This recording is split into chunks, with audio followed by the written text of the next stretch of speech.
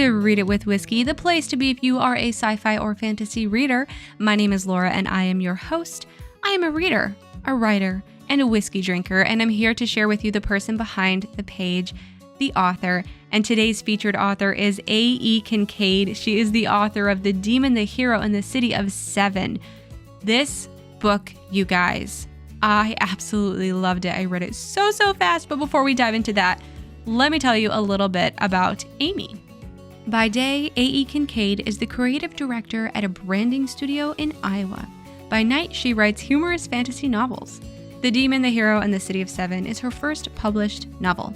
And that is the book that we're going to be talking about today. But not only did I have the first book in my hands, you guys, I also had the second book we'll talk about in the interview. But let's dive in. Let me tell you what this first book is all about.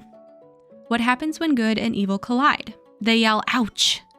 When you're a demon who's been magically connected to a human for eternity, life is bound to be annoying. But when that human is also an inept hero who tosses his lunch whenever he gets stressed out, breaking the connection becomes priority one.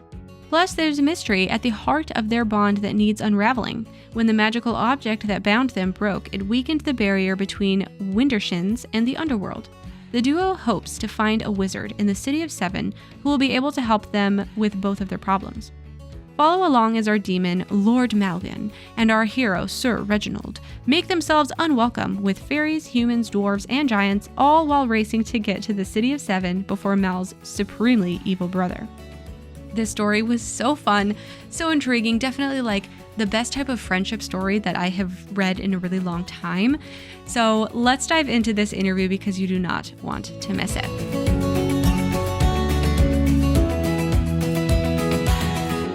Hello, welcome to Read It with Whiskey. Amy, I'm so excited to have you on the show. I am so excited to be here, Laura. Thank you so much. We're going to have a great time today because we're talking about your book, The Demon, the Hero, and the City of Seven. I crushed this book so fast. Such a fast-paced read. I fell in love. But before we dive into that, I would like for you to tell us a little bit more about yourself and how you began your writing career.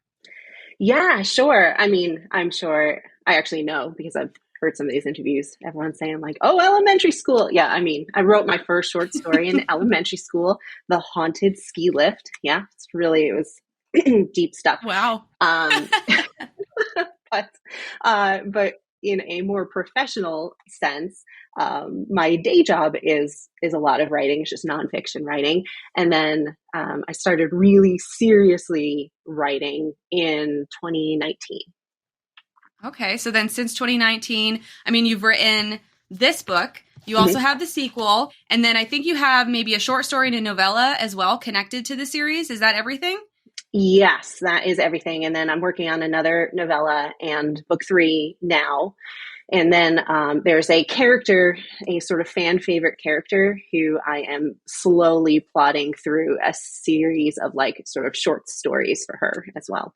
So, ooh, is that a secret or can we know what character? No, it's Gran. It's called The Granthology. Oh my gosh, I love it. I do have to credit my husband. He came up with the idea. I was like, well, that's perfect. That is so funny because I'm going to bring up Gran later on because she is one of my favorites. And like you said, it's a fan favorite across a bunch of different readers too. So I love that. All right. So how about you dive in a little bit about what this story is about? Like, where did the motivation come from? Tell us a little bit. Yeah, sure. So I actually had been writing something very different, sort of like a high drama YA fantasy story. And then Sasha Black put out a call for submissions. She was doing an anthology called The Rebel Diaries. And basically the brief was, imagine if like the villain was the main character and like maybe the villain won and also creative swearing encouraged. Those are the two like things that stood out to me. And I thought, well, that sounds fun. And it was at this point, it's 2020. I'm like, oh gosh, everything's weird. So I decided to write a short story.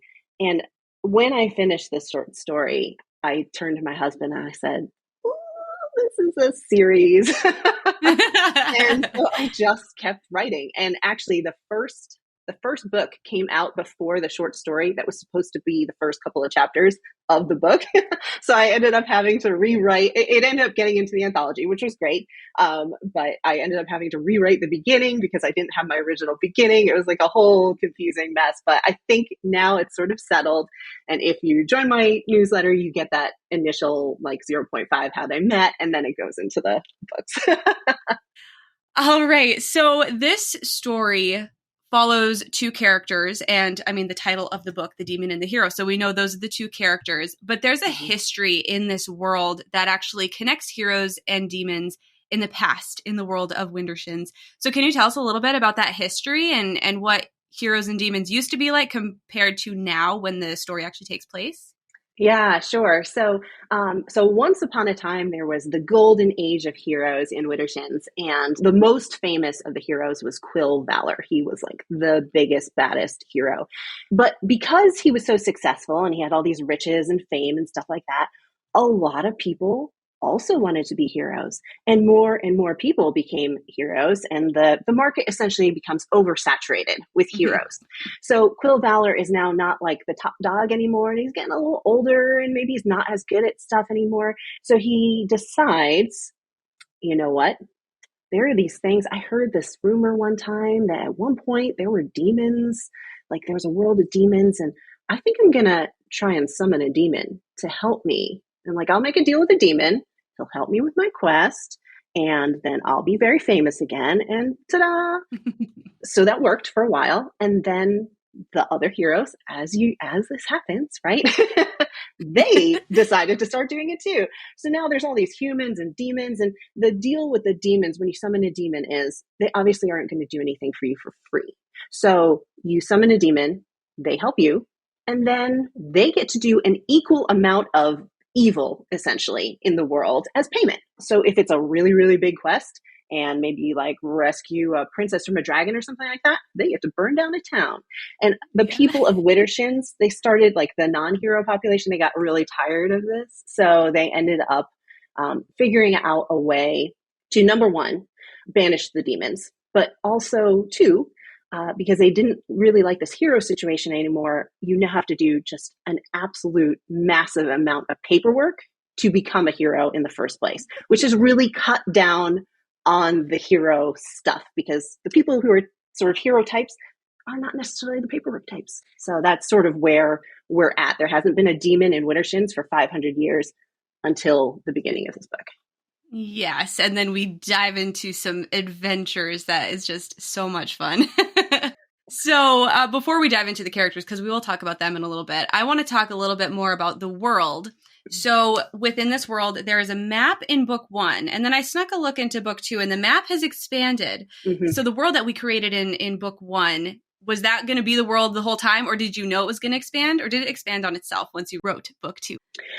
So I always knew it was there, but I didn't know what was there, which is why it's not in it's not in the first book. Also, I hired JL Vampa. She is an author friend of mine, and she's recently written a beautiful book. But she also is much better at the map software than I am. So I hired her to make me a better map, and she did a beautiful job. Yeah, she did a really great job. The maps are amazing. So did you like hand sketch it and then give it to her and be like, this is what it's supposed to look like? And then she just did her magic, I'm assuming? Yes, I really wish I had the sketched map for you, because it's terrible. Well, I'll have to send you a picture at some point. Yeah. Oh, and that's the common thread from all authors who have maps. They're like, oh, you should have seen the first one. It was horrid. I'm like, that's okay. It became beautiful. It's fine. Another part of this world I want to talk about is the magic. So this is fantasy. There's going to be magic. I mean, we know there's demons and heroes and kingdoms, but there's also fairies and dwarfs and underground worlds and things like that. But the magic really comes into play right at the start, because we find out our two characters are basically cursed to always be together. If they go too far apart, they get zapped and they run into each other. And I love that that's right on the book blurb in the back of the book too. So where did this idea of forced proximity come from in the realm of this world with the demon and the hero? So I actually came up with Reg first, even though this was supposed to be a story about Mal, who's like the demon. I actually came up with Reg first because I was walking around my neighborhood and I was remembering I had fallen off my bike at one point in the neighborhood, and my first instinct, like I was okay, I like had to get stitches and stuff like that, but I was mostly okay. But my first instinct was actually to throw up. That was just like the first thing my adrenaline like made me do. And so when I thought about that, I was like, oh gosh, I would make such a terrible hero. I was like, oh, that's interesting. What would be the worst possible person to set alongside a hero like that? And I was like, oh yeah, this snarky, like self-absorbed demon would be like a really good pairing there, right? So that was like the sort of start of it. So I thought, okay, what would be worse than pairing them together on a short quest would be if they absolutely could not escape one another. I read this book many years ago. It's called Story Trumps Structure. And even though I am generally like, I like an outline to write, I do appreciate the advice in the book that like just keep making it worse for them. And that was the driving force through every adventure they went on and also the connection. Awesome. Oh, I loved that. I love that they just couldn't get away from each other. And there is a few scenes that it makes it really hilarious. The humor in this book and the situations they get into because of this magic is just, it's great. Everybody should pick up this book just for that. Oh, all right. So let's dive a little bit more into these characters. I mean, Reg and Mal are our main characters, and I really like them. I like their banter. I love their hatred for one another, but also the fact that they're stuck together throughout the story. So, I mean, they might be your favorite characters, but if you had to pick a character out of the whole series, who would be your favorite character? I do like them very much. And I like Mal a lot because I feel bad for the struggle that he is going through in being attached to this, like his absolute exact opposite in every way. Mm-hmm. It's really, he's on a rough journey. But I really do like Gran. Mm-hmm. So it's Reginald's like the hero. His grandmother plays a role throughout the books, and she's pretty sassy, and she's a mystery. Like things keep coming up around Gran, and Reg is just like, I didn't know that. I didn't know that. I didn't know she did that. Yeah. He just like clearly doesn't really know his Gran. So I like her a lot. And then there is a character in the second book named Chaz, I just really enjoy writing Chaz. Awesome. Yeah. Well, I'm excited to meet him. I mean, I love our main two characters because they are the main characters and they meet so many different people and they're the main thread. So obviously I really gravitated towards them. But then Gran, she's popping up everywhere. I really, really enjoyed her. And in reading book one, I just felt like she had such a huge story that we didn't really know about. Obviously, Reg doesn't know about, like you mentioned. So are we going to see more of her throughout this series, or is that where you're going to write something else? She's popping up all over the place. She features a bit in book two. She is briefly in the next novella in a strange way. And then she also plays a part in book three. So we can't get rid of Gran. Can't get rid of her. I love it. And you kind of touched on it earlier when you talked about the anthology with Sacha Black, but having the main character be kind of the guy who's supposed to be the bad guy. Yeah. So our point of view is from the demon Mal. And so, I mean, you kind of told us why that was chosen because of the anthology, but I mean, most fantasy stories are told from the hero's perspective. So what was it that ultimately was like, I have to do this? And how was it? What was it like writing for him? Yeah, so it's tough. I'm not good at evil, actually. I'm really not. Oh. It's not. I actually have one of Sasha's books about like writing villains, and because I don't have like a really strong sense of what motivates it. Because in general, I would just love everyone to get along, a bit like Reg. I'm actually much more like Reg than I am like Mal. He was definitely a more interesting character. Like if I had tried to write a book about Reg in book one, it would have been a very boring book. The change that he is going through at that point is he doesn't know it's happening to him, right? Mal knows that things are going opposite of how he would like them to go, but Reg doesn't really know. Reg is just like, it was along for the ride. So it would have been very boring, but I thought it was really important to do it in first person because he was such like an unlikely hero, right? So I really wanted to see from his point of view, how is this all going? Exactly. And I loved being able to, yeah, learn what he's thinking and his thought process, especially as you go through the story and towards the end. I liked being able to know where his mind was at throughout the story. So I think that was great that it was from his perspective. And this is definitely a fantasy book. There's not like hot and spicy kind of stuff happening on every single page, anything like that. So who in general would this book be for? Who should pick up this book? Yeah, I usually call it like it's like a cross between Good Omens and The Lord of the Rings, because it has that fantasy element, but it also has that sort of like back and forth snark, it's like Yeah. unlikely friends piece. So I would say fans of Terry Pratchett, or if you've ever read The Hitchhiker's Guide to the Galaxy, Mm. if that is sort of the overall vibe that you like, where you like an adventure, but you also like a little silly, it's for those people.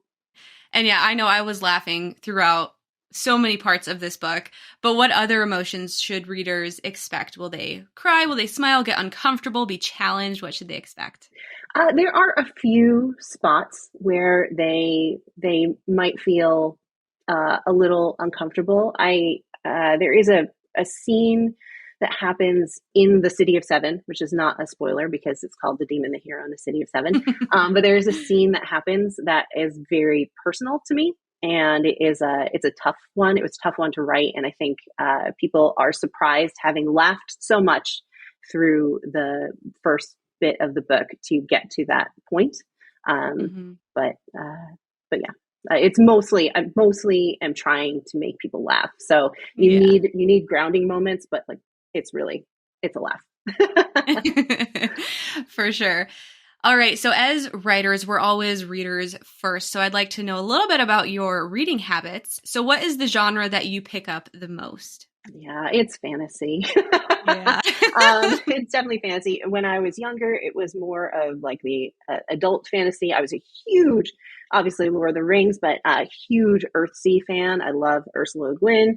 Stephen R. Donaldson wrote the White Gold series. I can't think of what the guy's name is right now, but the White Gold Wielder. I've read a lot of like the sort of epic fantasy stuff, but I find that the older and I've read some of the YA fantasy, Sarah J. Maas and all of that, but I Mhm. find that the older I get, this is strange, but I gravitate more towards the middle grade stories, and I think it's because they read slightly more like fairy tales and less like epic adventures. And I that is what I love. My background is in music. My degrees are in music, and so I love folk music in general, and I love folklore, and I like to sort of experience cultures through those sounds and those stories. And I feel like most of the middle grade literature has like a little more of that focus and a little less of the like, who's going to die today and who's going to get with which Mhm. morally gray character. And, I don't know. I just like the story. Yeah. It's more of that feel good fantasy vibe versus like the long and strenuous adventure type. I get it. Yeah. Yeah. And I like them both, but Yeah, and I can feel that within your stories because like I already mentioned, they're fast paced, but they're also pretty small and I liked that because then it was bite-sized.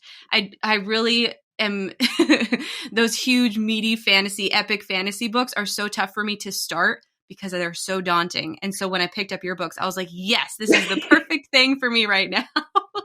when I first wrote it, I was like, I wanted to keep them short. And I had this idea of like a beach read fantasy, right? So, like Mhm. something short you could bring on a vacation. You could just finish it while you're there. It's not like a huge, thing for your mind. My friend Amy, she calls it fantasy, which I've really enjoyed that. I love that. Oh, I'm going to start using that now. All right. So, what was the most recent book that you gave a 5 star? Do you remember? Oh yeah. Well, I read them like one right after the other. The Nevermore books by Jessica Townsend. I read the first one. I was like, oh, 5 stars. And I read the second one. I was like, oh, definitely 5 stars. And I read the third one, which I thought I was gonna. It's about like a pandemic essentially. And I thought, Mhm. oh, I'm gonna hate this. 5 stars. I loved it all. Yay! Oh, that's so great to hear. All right. And then just to kind of get an idea of how much you read, do you remember how many books you read last year?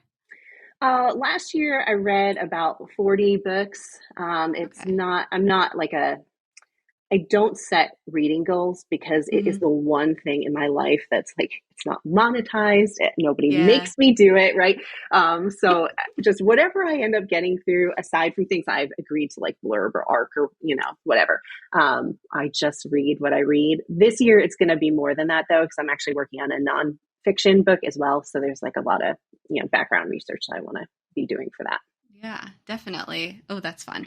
So we know you're writing and working on book 3 in this series. How many are going to be in this series? Is it going to be stopped at 3 or are you planning on like 15? What's the story there? Yeah, so it's 3 for this arc for them, and then I do have actually another idea for what might be able to happen for them later. And then there's also in the novella, I introduce a possibility of a spin-off, which I would like to write. I think it would be fun and kind of Hmm. episodic. So there would be less pressure for it to like have this big overarching arc. It would just be like, this is the thing that happens this time, and this time, and this time.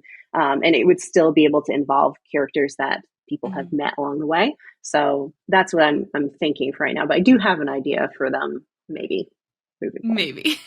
I love when different series have kind of spin-offs or like intertwining stories or characters. It's always fun to kind of see those little Easter eggs hidden throughout. How about anything not related to this series that you're working on? Yeah. So I do still have like, I don't know, like 90,000 words of that original YA thing. I want to come back and just read through it and see if it's got legs. But the thing that I'm really working on is middle grade. The general premise is that there is an island somewhere between Iceland and the Faroe Islands. And on that island, there is something called star iron. And that is where magic actually sort of evolved on our planet. And it has to do with the people who are there, who are the sort of caretakers, the different, the folk who are there. And like pulling in some folklore and things like that. And Mm-hmm. so I am itching to do it, but I really want to get book 3 out. Yeah. Yeah, gotta wait for that shiny object until this series is past. Yep. That's right. Common thread here on the show for sure. All right. Well, this is Read It with Whiskey, and it wouldn't be Read It with Whiskey without talking a little bit about whiskey. So, Amy, what is your favorite whiskey to drink? So I will tell you, I'm not a huge whiskey drinker. However, a few years ago, my husband and I went to Ireland for a couple of days. And one of the things we got to do was tour the Jameson factory in Middleton. Ooh. And we got to try a bunch of Jameson. And it was, I don't know if it was because of the sort of like misty Irish atmosphere and Yeah. like I don't know what it was, but Jameson is my thing now. I love that. All right. Well, where can people find you and find your books and follow along with your author career? Sure. So I'm on the most on Instagram at a.e.kincaid. That's my pen name, and on TikTok at AEK Story. My website, if you are interested in that sort of zero point 0.5, how a demon and a hero actually meet and get stuck together and go on a quest, Mhm. that can be found at my website, which is aekincaid.com. Awesome. Well, this has been so much fun. I am definitely diving into that novella and then book 2 like very, very soon. I can't wait to finish out this series. And do you have a timeline for when book 3 is going to be out? I am really hoping for a 2023 release. However, I pretty much burned myself out trying to get books 1 and 2 done in 6 months last year. So I believe I can do it. I do, but I don't want to fully commit quite yet. Okay. Well, we'll keep our eyes out for it. And I just want to say thank you so much for being on the show. It's been quite a treat. Thank you so much, Laura. Thanks for having me.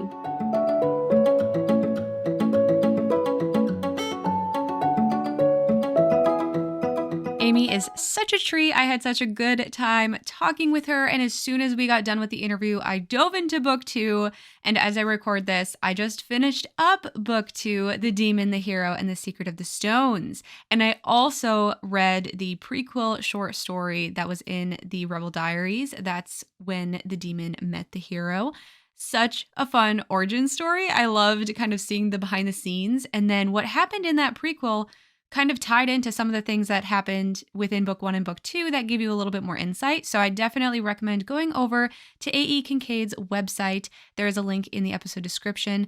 And when you're over there, you can subscribe to her newsletter and receive this prequel short story. So such a fun little treat. I loved these books and I'm so excited for book 3. Amy, if you're listening to this, I'm on pins and needles. I need to know what happens. And the route that we are going is just super excited. So overall, such a fun series. And next time on Read It with Whiskey, we have a very exciting guest for you. We're going to be talking to Kincaid. She is the author of Enhanced. This is the first book in the Hybrid series, and this is her debut novel. And you guys, this is really exciting because Enhanced is actually coming out the same day as this new episode on March 14th. So the day this episode releases is the day her book is releasing, so you don't want to miss out. Definitely tune in, learn about what the book is about, and then go ahead and order that book on release day. I can't wait to talk to her and talk to you in the next episode. I'll see you then. You've been listening to an episode of Read It with Whiskey. I'm your host, Laura Juntunen, and I want to personally say thank you so much for listening. Your support of the podcast means so much to me, and I would love to get to know you. Hop on over to Instagram and follow us at Read It with Whiskey. Please chime in on this episode's post, share it on your social media and with your friends, and come back next time to hear more from self-published authors. I'll talk to you soon.